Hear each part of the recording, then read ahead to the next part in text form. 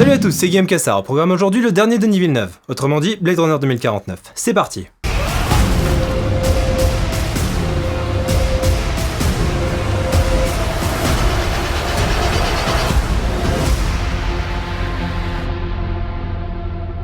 Blade Runner 2049 est donc la suite du film culte de Ridley Scott sorti en 1982. Pour résumer, Blade Runner fait partie de ces films qui ont redéfini la SF au cinéma au même titre que 2001 l'Odyssée de l'espace, Star Wars ou encore Alien. Inspiré du roman Les androïdes rêvent-ils de moutons électriques de Philip K. Dick, le film prend place dans un Los Angeles du lointain futur de 2019 où l'on suit Rick Deckard interprété par Harrison Ford. Rick est un Blade Runner, une sorte de flic du lointain futur de 2019 chargé de localiser et tuer les réplicants. Et là vous allez me dire, mais c'est quoi un réplicant? Vas-y réponds, fais pas ta pute, baisse les yeux.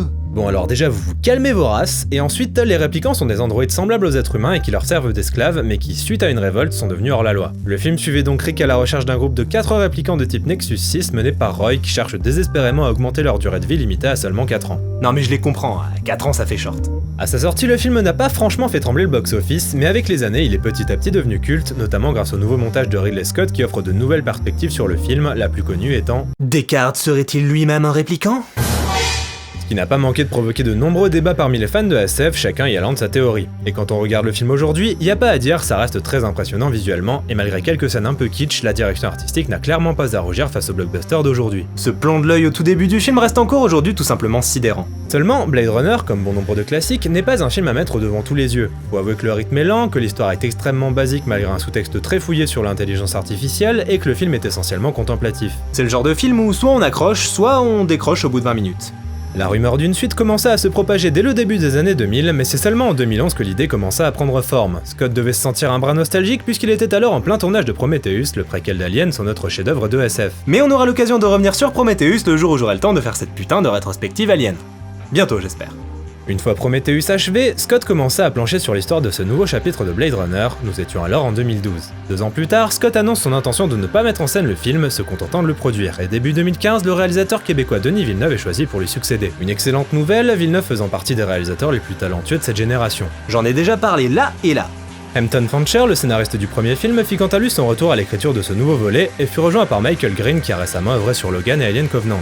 Alien Covenant, sur lequel je reviendrai également un jour du coup.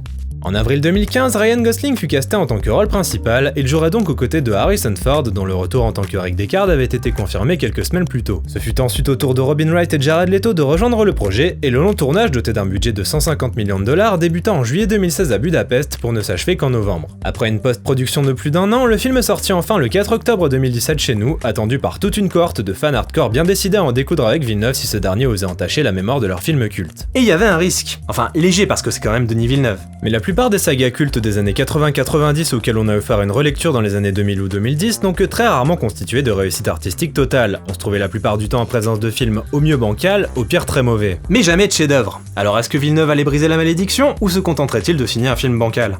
Blade Runner 2049 prend donc place à Los Angeles 30 ans après l'original, qui, je le rappelle, se situait dans le lointain futur de 2019. On y suit le Blade Runner K, interprété par Ryan Gosling, menant une enquête capitale en rapport avec les réplicants, une enquête qui mettra sur sa route Rick Deckard, l'ancien Blade Runner devenu fugitif. C'est vague comme résumé, hein, c'est pour votre bien. Il faut aller voir Blade Runner 2049, ce film est la suite parfaite au long métrage de Ridley Scott. Pour commencer, visuellement, c'est incroyable. La direction artistique est d'une maîtrise absolue et l'univers dépeint est dans la droite lignée de celle du film original. Les plans de Los Angeles sont toujours aussi sombres, plongés dans cette brume sans fin, reflétant l'avenir incertain qui guette humanité et réplicants. C'est vraiment incroyable et ça vaut le coup d'être vu sur grand écran. Mais ce n'est pas tout, parce que dans cette suite, on ne se limite pas à Los Angeles. K est en effet amené à enquêter hors de la ville, ce qui nous permet de visiter cet univers plus en profondeur pour notre plus grand plaisir. On alterne donc entre des plans sombres de Los Angeles aux couleurs très froides et des plans aux couleurs beaucoup plus chaudes lorsque K visite Las Vegas, créant un contraste visuel très marqué entre les différents décors. De manière générale, tout le film est un chef-d'œuvre pictural.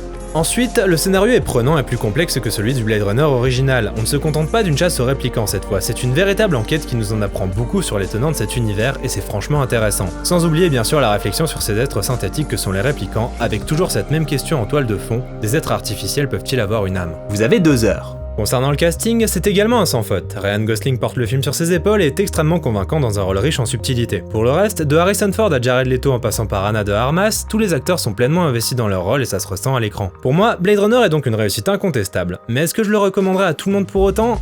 Pas vraiment. Le film est lent. C'est pas Fast and Furious. Certaines bandes annonces l'ont un peu vendu comme étant un film d'action, c'est faux. Blade Runner 2049 n'est pas un film d'action, on est dans la lignée de l'original, à savoir un film d'ambiance essentiellement contemplatif. Même si le scénario est bien plus fouillé ici comme je l'ai dit précédemment. Et encore heureux vu qu'il dure quand même 2h40.